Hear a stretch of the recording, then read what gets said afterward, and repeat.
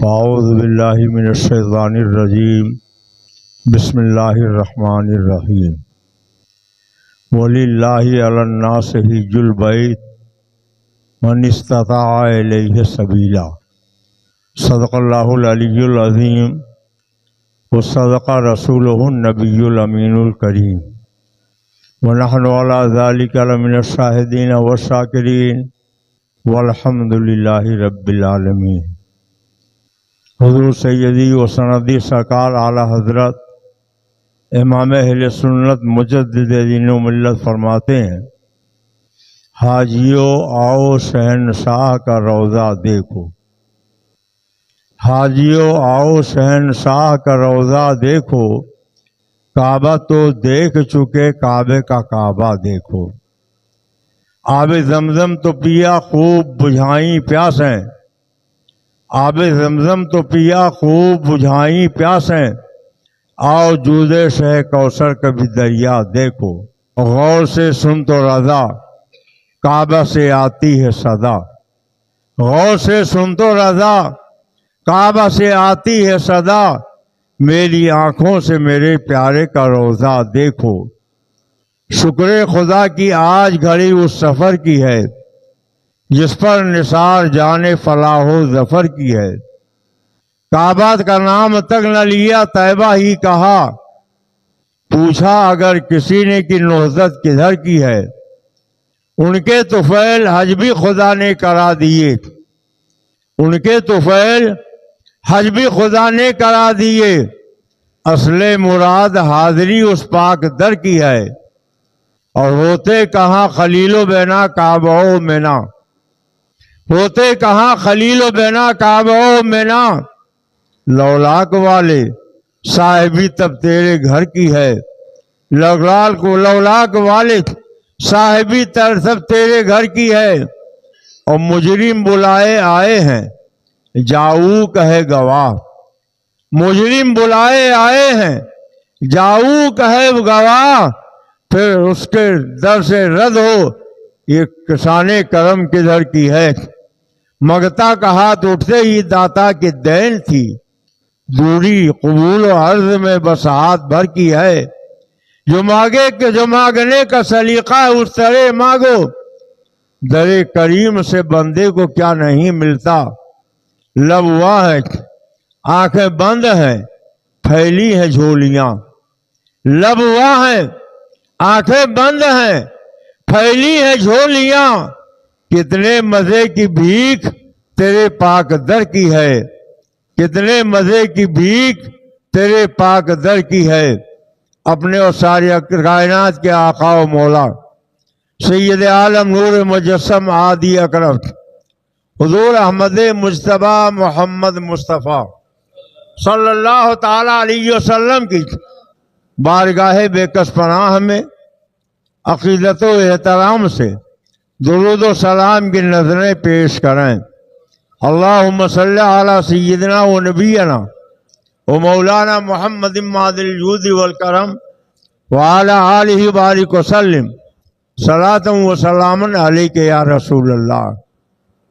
میں نے آیت کریمہ پڑھی، ہمارا آپ کا پروردگار فرماتے ہیں وَلِلَّهِ عَلَى النَّاسِ حِجُّ الْبَيْتِ مَنِ اسْتَطَاعَ إِلَيْهِ سَبِيلًا، اللہ فرماتا ہے کہ اللہ کے لیے حج کے لیے جاؤ اگر تمہارے پاس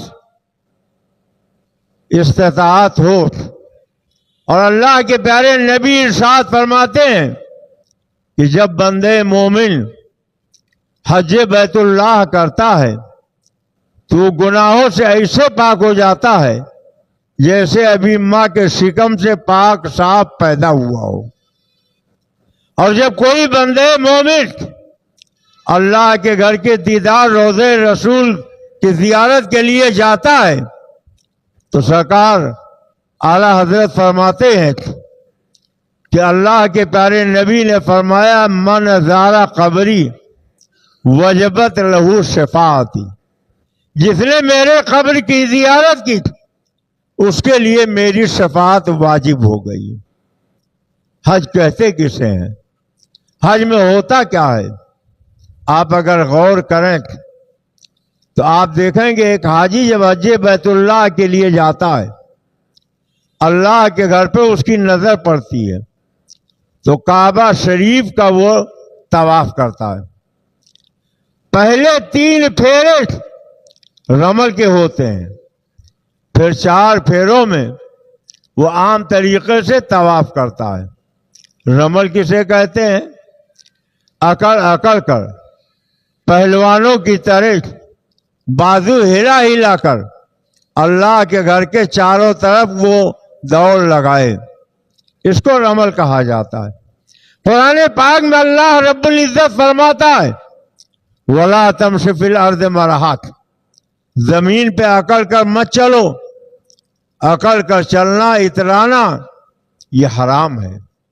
آپ ہندوستان میں اکڑ کے چلو تو گنہگار ہوگے، دنیا کے کسی ملک میں اکڑ کے چلو تو گنہگار ہوگے، مدینہ طیبہ مکہ شریف میں اکڑ کے چلو تو گنہگار ہوں گے۔ اکڑ کے چلنا گناہ کا سبب، آدمی گناہگار ہو جاتا تھا، مگر جب خاص حج بیت اللہ کے لیے آدمی پہنچتا ہے تو وہاں اکڑ اکڑ کے چلتا ہے، اترا اترا کے چلتا ہے، سینہ پھلا پھلا کے چلتا ہے۔ جب اکڑ کر چلنا حرام ہے تو یہاں اکڑ کے کیوں چلا جاتا ہے؟ اترا کے کیوں چلا جاتا ہے؟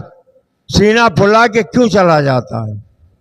بات یہ ہے کہ جب اللہ کے پیارے رسول سید عالم صلی اللہ علیہ وسلم مدینہ طیبہ سے مکہ شریف حج بیت اللہ کے لیے آئے تھے، سرکار کے صحابہ سرکار کے ساتھ میں تھے، اور جب کعبہ شریف کا طواف شروع فرمایا تو مکے کے کافروں نے کہا یہ مسلمان جنہیں مدینہ کی بیماریوں نے گھیر رکھا ہے یہ بھلا کعبے کا طواف کیا کر پائیں گے؟ جب اللہ کے پیغمبر نے یہ سنا تو سینہ پھلایا اور بازو ہلایا، اکڑ اکڑ کر 3 مرتبہ چکر لگائے۔ اب دیکھیے اکڑ کے چلنا حرام ہے، اترا کے چلنا حرام ہے، اللہ نے قرآن میں منع فرمایا، مگر اسے اکڑ کر چلنے کو اللہ کے نبی سے نسبت حاصل ہو گئی تو اب یہ گناہ نہیں، حرام نہیں، ناجائز نہیں، بلکہ اللہ کی عبادت بن گیا، حج کا ایک اہم رکن بن گیا۔ ظاہر ہے 1400 سال پہلے سرکار جب گئے تھے تو کافروں نے انہیں تانا دیا تھا یہ طواف کعبہ کیا کر پائیں گے، آج تو کوئی وہاں تانا دینے والا نہیں۔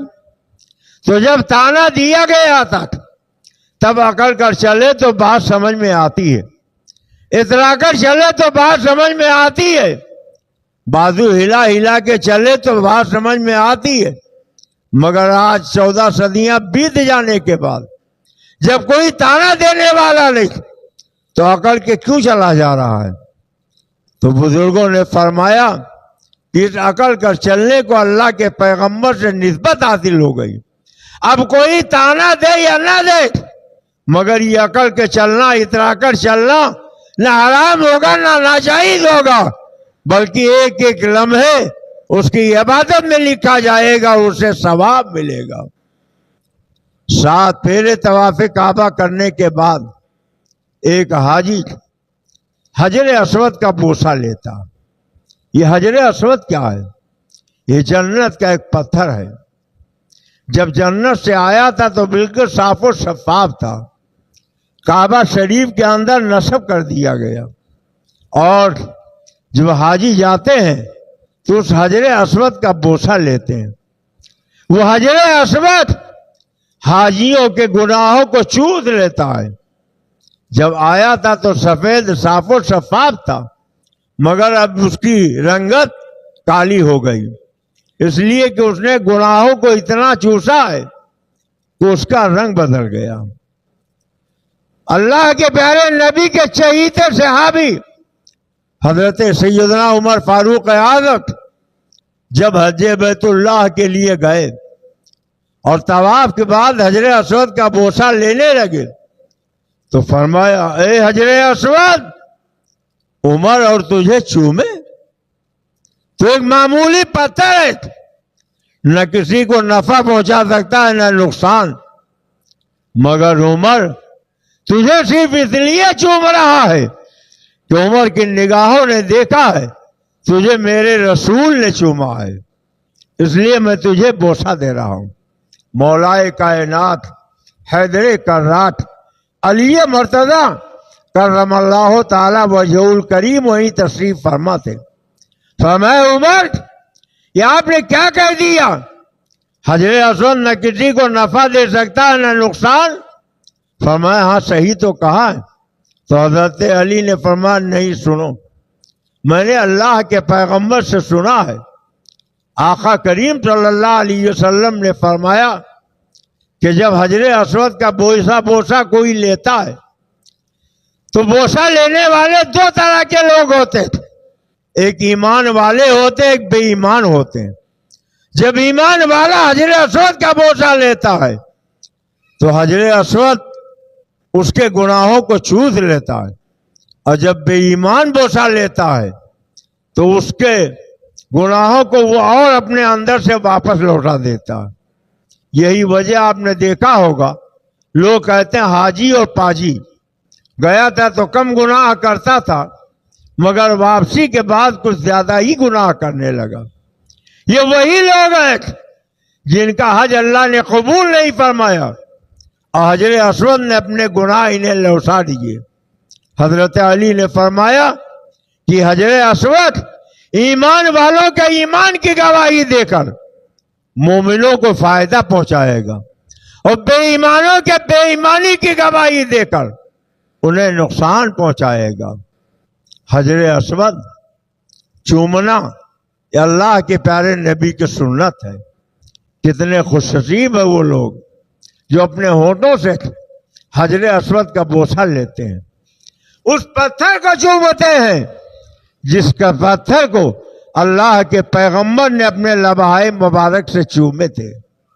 لیکن شریعت کا حکم یہ کہ اگر ہونٹ سے نہ چوم سکو تو ہاتھ حجر اسود پہ رکھو, اپنے ہاتھ کو چوم لو, تمہارا بوسہ مکمل ہو جائے گا. اگر ہاتھ بھی نہیں چوم سکتے, وہاں تک ہاتھ بھی نہیں پہنچ سکتا, تو ایک لمبی لکڑی لوٹ, اس لکڑی کو حجر اسود کو لگاؤ اور اس لکڑی کو چوم لو, حجر اسود کا بوسہ ہو جائے گا. اور بزرگوں نے فرمایا کہ اگر ہونٹوں سے نہیں چوم سکتے, ہاتھ نہیں لگا کے چوم سکتے, لکڑی سے نہیں چوم سکتے, تو دور ہی سے اس طریقے سے حجر اسود کی طرف ہاتھ کرو اور اپنی ہتھیلیوں کو چوم لو, حجر اسود کا بوسہ مکمل ہو جائے گا. آج بہت سے لوگ جاتے ہیں تو کمر کس لیتے ہیں, ادھر دھکا ادھر دھکا, ادھر مار ادھر کاٹ, اور کسی طرح سب کو رودتے ہوئے حجر اسود کے قریب پہنچ جاتے ہیں, اسے بوسہ لے لیتے ہیں, سمجھتے میں نے بہت بڑا کام کیا. مگر سن لو, حجر اسود کا بوسہ لینا یہ سنت رسول ہے, اور کسی مومن اور مسلمان کو ایذا پہنچانا, اسے تکلیف دینا یہ حرام ہے. اب آپ اگر دھکے مکے کے ساتھ حجر اسود کو چوم بھی لیں تو کتنی عورتیں ہوں گی جو آپ کے جسم سے ان کا جسم ٹچ ہوگا, کتنے مرد ہوں گے جنہیں دھکا لگنے سے تکلیف پہنچے گی. ایذائے مسلم پہنچا کر آپ گنہگار ہو جائیں گے, تو ایک سنت کام کے لیے آپ نے حرام کام کیا. اس لیے خبردار خبردار, اگر اللہ سعادت نصیب کرے اور حج بیت اللہ کے لیے جاؤ تو دھکا مکی کر کے حجر اسود کا بوسہ نہ لو, بلکہ دور ہی سے ہاتھ کا اشارہ کرو اور اپنے ہاتھوں کو اپنے ہونٹوں سے لگا کے حجر اسود کا بوسہ لے لو. اور جب حجر اسود چوم لیا تو اللہ قرآن میں فرماتا وَاتَّخِذُوا مِن مقام ابراہیم مصلی. جب مقام ابراہیم پر پہنچو تو 2 رکعت نماز نفل پڑھو. یہ مقام ابراہیم کیا ہے؟ جب اللہ کے خلیل خانے کعبہ کی تعمیر کر رہے تھے اور دیواریں اونچی ہو گئی تھی, پہاڑ کی ضرورت پڑی, تو اللہ کے خلیل نے کہا مولا کیا کریں؟ تو اللہ نے فرمایا ایک پتھر اٹھا لو اور اسی کو پار بنا دوں۔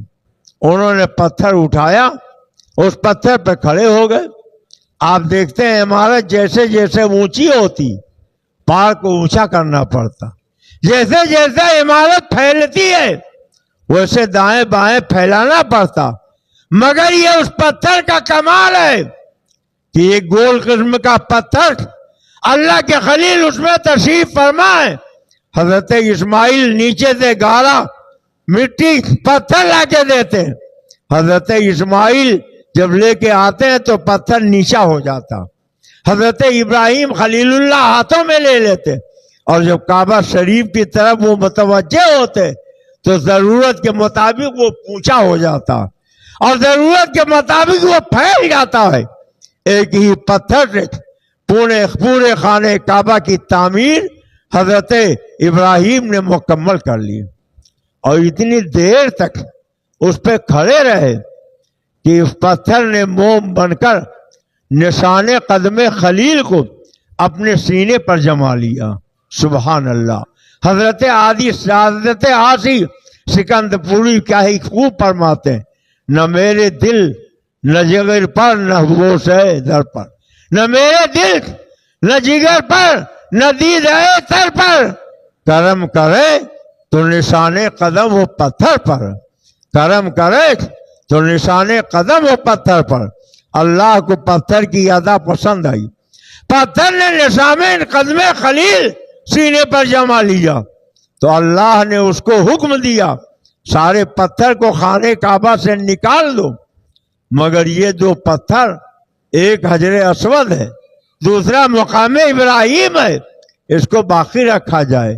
پتہ چلا سارے پتھر جو پوجے جاتے تھے انہیں کعبہ شریف سے نکال کے باہر کر دیا گیا، اور یہ دو پتھر جو چومے جاتے تھے یہ آج بھی صدیاں بیت گئیں مگر خانے کعبہ میں موجود ہیں۔ آج ہمارے یہاں ہندوستان میں جب آدمی بوڑھا ہو جاتا ہے، کمر جھک جاتی ہے، گناہ کرنے کی طاقت نہیں رہتی، تب حج کا ارادہ کرتا ہے۔ اگر اس سے کہا جائے کہ بھیا حج کے لیے چلے جاؤ تو کہے گا ابھی بیٹی کی شادی کرنا ہے، ابھی بیٹے کی شادی کرنا ہے، ابھی بینک بیلنس بڑھانا ہے، ابھی دکان میں مال لا کے جمع کرنا ہے، ابھی ضرورت کے سامان مہیا کرنا ہے۔ آخر میں دیکھا جائے گا ابھی اگر چلے بھی گئے، گناہوں سے پاک ہو کے آ بھی گئے تو پھر گناہ ہوگا۔ تو ایسے وقت میں جائیں جب گناہ کرنے کی طاقت ہی نہ ہو۔ آپ دیکھیں کہ دنیا کے اور علاقوں کے حاجی جب آتے ہیں تو تندرست ہوتے ہیں، توانا ہوتے ہیں، حج کے ارکان کو وہ اپنی توانائی کے ذریعے ادا کر لیتے ہیں۔ مگر ہندوستان کا حاجی جو بوڑھا ہو کے 70 سال کی عمر میں جاتا ہے، اب وہ چاہتا ہے کہ رمل کرے، سینہ پھلا کے چلے، تو کمر ٹیڑھی ہو گئی ہے، سینہ پھولنے کے بجائے اور پیچھے چلا جاتا ہے۔ کر جوانی میں عبادت کاہلی اچھی نہیں، کر جوانی میں عبادت کاہلی اچھی نہیں، جب بڑھاپا آ گیا کچھ بات بن پڑتی نہیں، اور چل بعد بر کمر ہمت کر، جب لا چلے گا بنجارا۔ ایک وقت آئے گا اور خدا کی قسم ضرور آئے گا کہ ہمیں موت کا جام پینا پڑے گا، ہم محروم رہ جائیں گے۔ حج کے جتنے ارکان آپ دیکھو اللہ والوں کی یادیں ہیں۔ آج اللہ والوں کی یاد یہ نجدی وہابی مٹانے پہ لگے، ساری دنیا سے نشانات مٹا دیے جائیں۔ جنت المالا کی ساری قبریں شہید کر دی، جنت البقیع کی ساری قبریں شہید کر دی، مسجد ثنایا شہید کر دی، مسجد مائدہ شہید کر دی، مسجد مناجتیں شہید کر دی، مسجد ابو بکر صدیق شہید کر دی، مسجد فاطمہ شہید کر دی۔ اللہ والوں کی نشان مٹا دی جائے، مگر کچھ ایسی ہیں جنہیں نہ مٹا سکے ہیں، نہ آج مٹا پا رہے ہیں، نہ قیامت تک مٹا پائیں گے۔ قرآن پاک میں اللہ فرماتا ہے ان صفا والمروہ من شعائر اللہ، بے شک صفا اور مروہ یہ دونوں اللہ کی نشانیاں ہیں۔ ایک پہاڑی کا نام صفا، دوسری پہاڑی کا نام مروہ، یہ پہاڑیاں اللہ کی نشانی کیسے بن گئی؟ حضرت اسماعیل کا بچپنا ہے، تھوڑا سا پانی اور کھجور لے کر ماں حکم الہی پر گئی تھی اور مینا میں حضرت ابراہیم چھوڑ کے چلے آئے.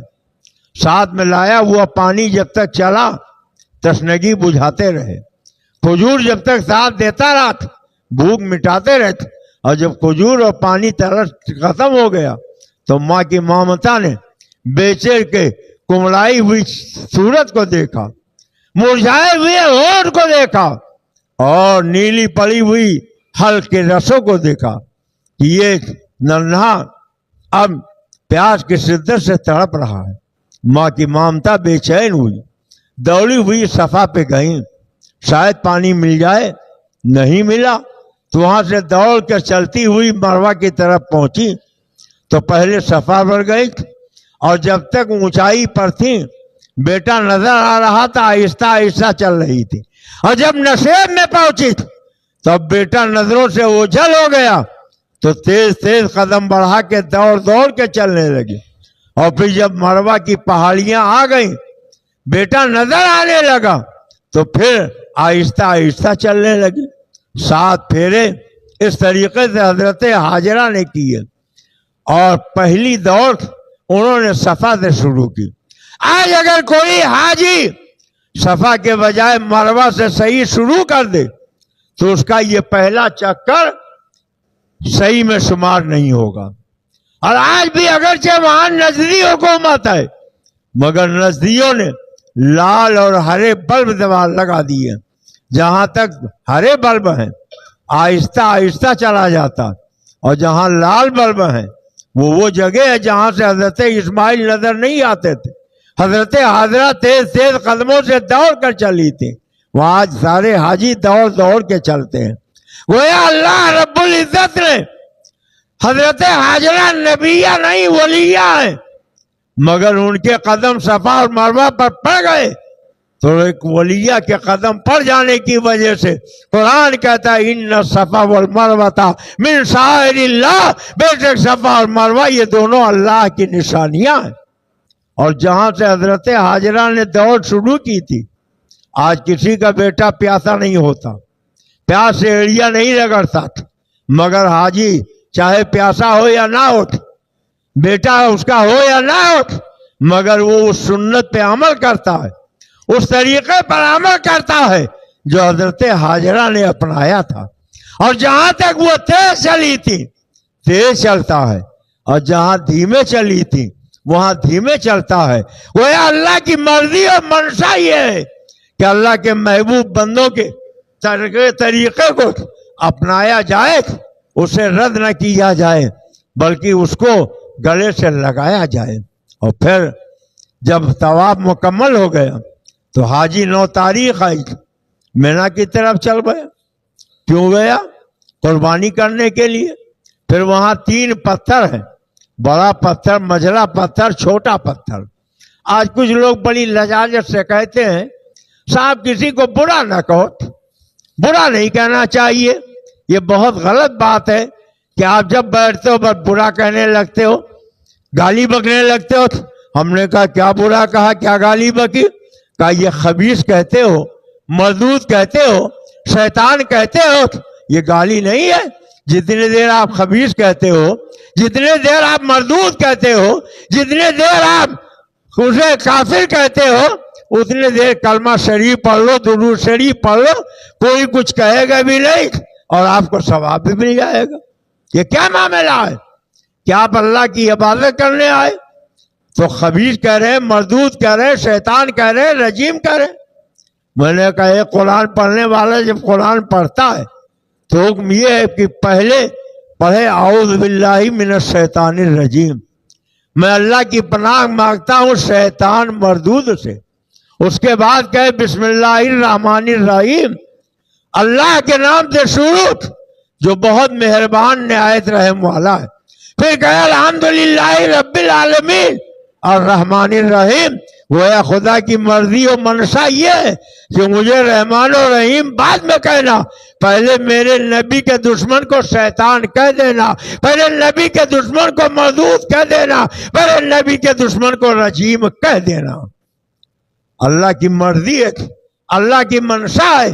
پہلے برے کو برا کہو. یہ تمہاری کھچڑی وہاں نہیں چلے گی. یہ تم جو بکواس کرتے ہو اس کی کوئی شریعت میں اہمیت نہیں ہے، اس کا کوئی مقام نہیں ہے. آپ دیکھو کلمہ آپ پڑھتے ہو، لا الہ الا اللہ، نہیں ہے کوئی معبود مگر اللہ. اب آپ دیکھو پہلے آپ نے کیا کہا؟ لا الہ، نہیں ہے کوئی معبود. اس کے بعد الا اللہ کہا. اگر آپ خالی الا اللہ کہہ دیتے کہ اللہ ایک ہے تو اللہ کی وحدانیت کا اعلان تو ہو ہی جاتا. مگر یہ 360 کو آپ نے پہلے انکار کیا تھا، انہیں رد کیا، ان کو ٹھکرایا، اس کے بعد آپ اللہ کا اقرار کرتے ہیں. گویا کلمہ ہم سے یہ مطالبہ کر رہا ہے پہلے نبی کے دشمن کو برا کہو، پہلے انکار کرو، اس کے بعد اقرار کرو. اللہ تمہاری اقرار کو قبول کر لے گا. سورہ کوثر آپ دیکھیں، انا اعطیناک الکوثر، بے محبوب آپ کو اللہ نے کوثر کا خزانہ عطا کر دیا. فصل لربک وانحر، اپنے رب کے لیے نماز پڑھیے، قربانی کیجیے. اور انا ثانیہ کا ہو الابتر، اور محبوب جن لوگوں نے آپ کو ابتر کہا وہ خود ہی ابتر تھے. گویا اللہ چاہتا ہے کہ سب کو برا نہ کہو، مگر جو میرے نبی کا دشمن ہے اسے برا کہو. قرآن میں تبت یدا ابی لہب، ابو لہب کے دونوں ہاتھ ٹوٹ جائیں. وہ سرکار کا رشتے میں چچا لگتا تھا، مگر سرکار کی بات اس نے نہیں مانی تو آج نمازی، قرآن پڑھنے والا تھا.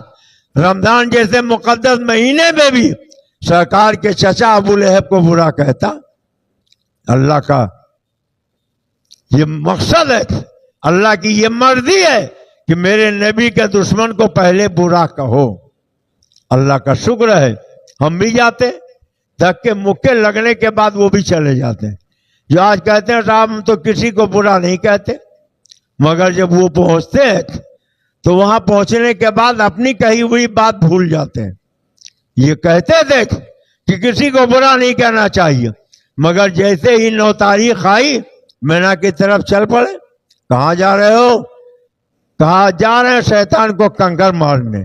جتنی دیر شیطان کو کنکر مارو گے، کعبہ شریف خالی ہو گیا، سب چلے گئے، آرام سے طواف کر لو، حجر اسود کا بوسہ لے لو، کوئی کچھ کہے گا بھی نہیں. یا ایک نیکی کا ثواب 1 لاکھ کے برابر ہے تو کہیں گے میاں جب طواف کا وقت تھا طواف کیا، جب حضرت اسود چومنے کا موقع تھا چوما. مگر یہ 3 دن ایسے ہیں کہ اللہ کو یہی پسند ہے کہ نبی کے دشمنوں کو برا کہا جائے، اس لیے ان 3 دنوں میں ہم برا کہیں گے. گویا خدا کی مرضی اور منشا یہ ہے کہ جو نبی کا دشمن ہے، جو نبی کا گستاخ، اس کو برا کہا جائے.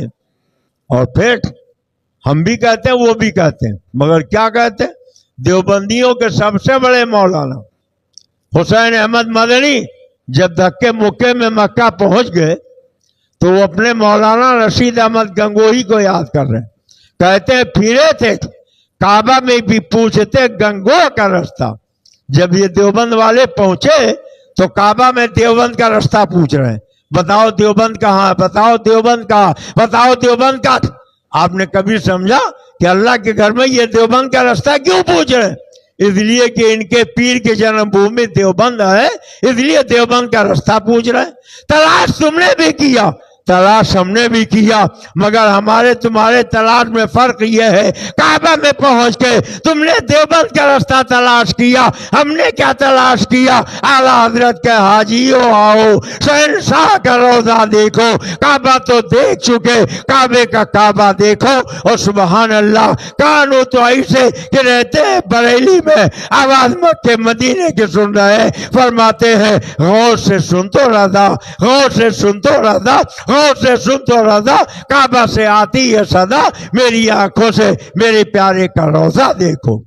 اللہ تعالی ہمیں اور آپ کو بھی حق سمجھنے، حق بولنے، حق پر عمل کرنے کی توفیق عطا فرمائے اور زیارت حرمین کی سعادت نصیب فرمائے. آمین. وما علینا الا البلاغ المبین.